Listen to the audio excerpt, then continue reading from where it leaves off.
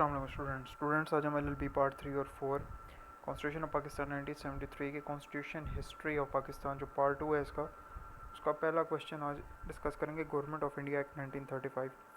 इसकी short video भी मैं डिस्क्रिप्शन में दे दूंगा। उसमें मैंने शीट्स पर लिख के बाकायदा आपको बताया कि एग्ज़ाम में आपने किस तरीके से अटैम्प्ट करना है। और यहाँ पे ये देखेंगे एग्ज़ाम में कितना लिखना है। क्वेश्चन आज है 20 नंबर का, उसको कैसे अटैम्प्ट करना है।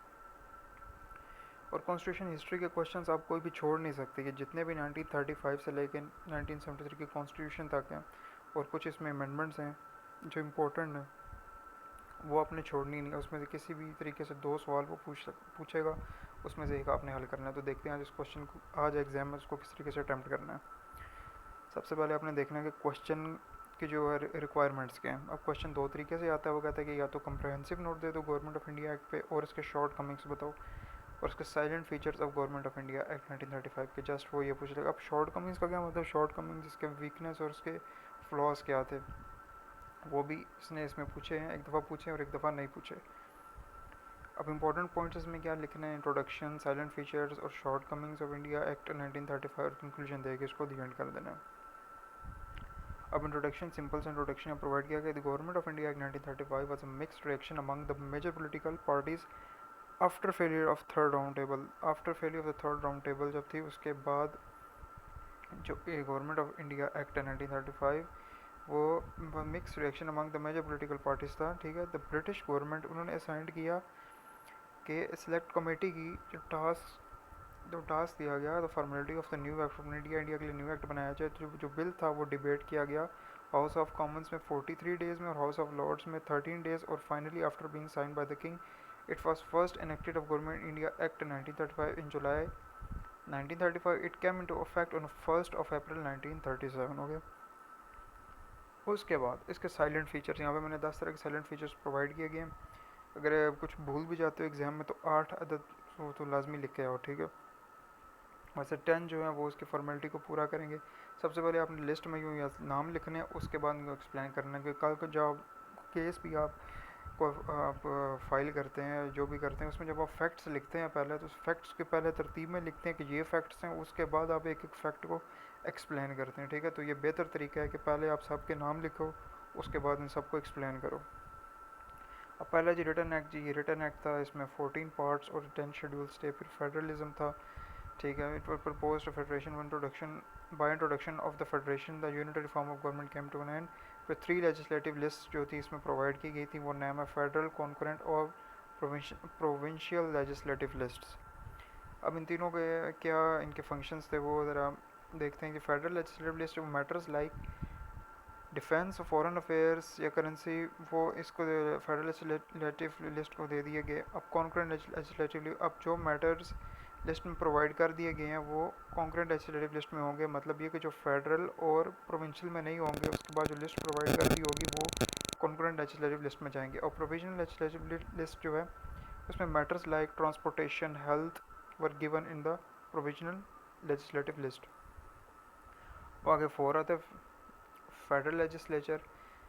इसमें बाई कैमरल लेजिस्लेचर जो है प्रोवाइड किया गया इस एक्ट में। द काउंसिल ऑफ मिनिस्टर्स वो परमानेंट हाउस है। द फेडरल असम्बली जिसको लोअर हाउस बोला गया था। काउंसिल ऑफ द स्टेट वो अपर हाउस था। और जो फेडरल असम्बली वो टर्म्स है वो 5 ईयर्स थी और वो कंसिस्ट करती थी 37 मेंबर्स पे। Establishment of federal court.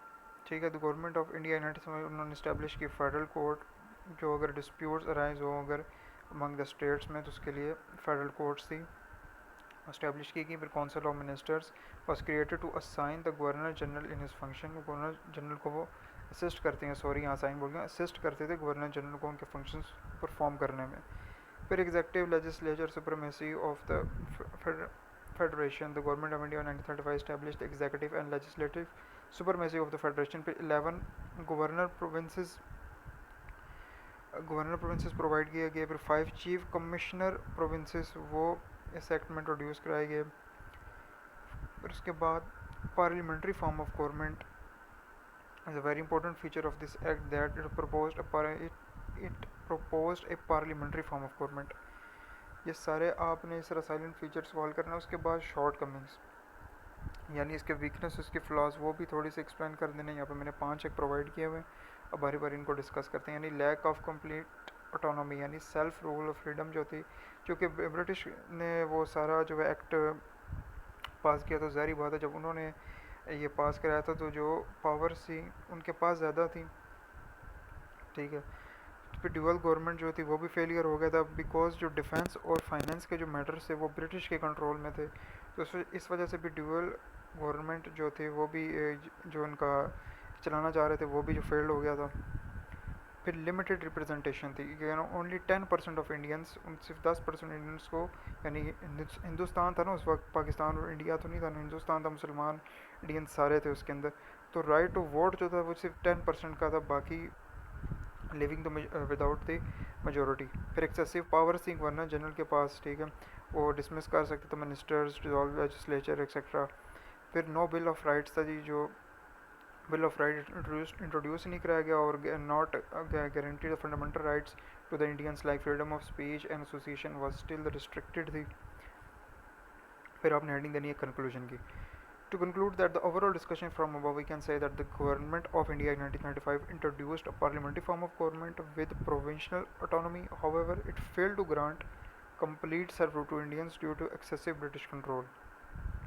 Excessive British control था, इस वजह से गवर्नमेंट ऑफ इंडिया एक्ट जो है ये फेल हो गया था to grant complete self rule to Indians.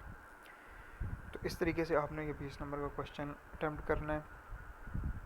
इंशाल्लाह मैं further question time to time provide करता रहूँगा। अल्लाह हाफ़िज़ स्टूडेंट्स।